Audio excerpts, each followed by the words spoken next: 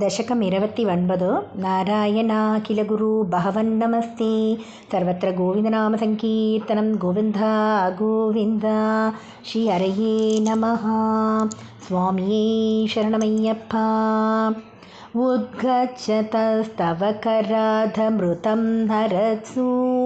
दैत्येषु तान् शरणाननुनीय देवान् सद्यस्तिरोधति तदेव भवत्प्रभावात् उद्यत्स्वयूत्य कलह दितिजा बभूवुः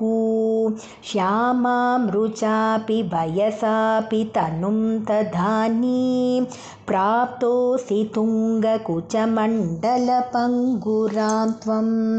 पीयूषकुम्भकलहं परिमुच्य सर्वे तृष्णाकुलाः प्रतिययुस्वदुरोजकुम्भे का त्वं मृगाक्षि विभजस्व सुधामिमामि आरूढरागविवशानभियाच तोमून् विश्वस्य ते मयि कथं कुलटास्मि दैत्यार् इत्यालपन्नपि सुविश्वसिता न तानि हि मेधात् सुधा कलशमेषु तदत्सु सात्वं दुश्चेष्टितं मम सहत्वमिति ब्रुवाणा पङ्क्तिप्रभेदविनिवेशितदेव दैत्या लीलाविलासगदिभिः समधा सुधां ताम् अस्मास्वियं प्रणयिनीत्युसुरेषु तेषु जोषं स्थितेष्वतसमाप्य सुधां सुरेषु त्वं भक्तलोकवशगो निजरूपमेत्य स्वर्भानुमर्दपरिपीतसुधं व्यलाविः त्वत्तत्सुधाहरणयोग्यफलं परेषु दत्त्वा गते त्वयुसुरै खलु देव्यगृह्णन् घोरेतमूर्छतिरणे बलिदैत्यमाया व्यामोहिते सुरगणे त्वमिहाविरासिः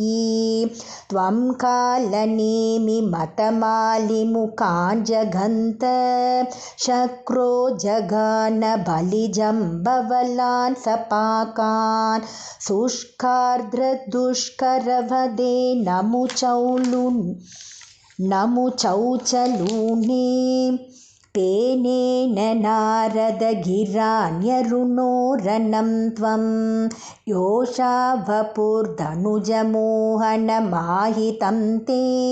श्रुत्वा विलोकनकुतूहलवान् महेशः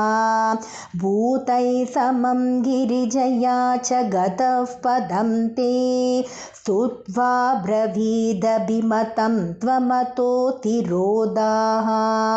आरामसि मणिचकण्डुककादलगातलीला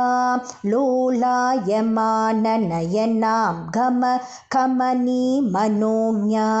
त्वामेष वीक्ष्य विगलद्वसनां मनोभू वेगादनङ्गरिपुरङ्गसमालिलिङ्ग भूयोऽपि विधृतवतीमुपधाव्य देवो वीर्यप्रमोक्षविकसत्परमार्थबोधः त्वन्मानितस्तव महत्मुवाच देव्यै तद्धादृशस्त्वमववातनिकेतनात् सर्वत्र गोविन्दनामसङ्कीर्तनं गोविन्दा गोविन्द।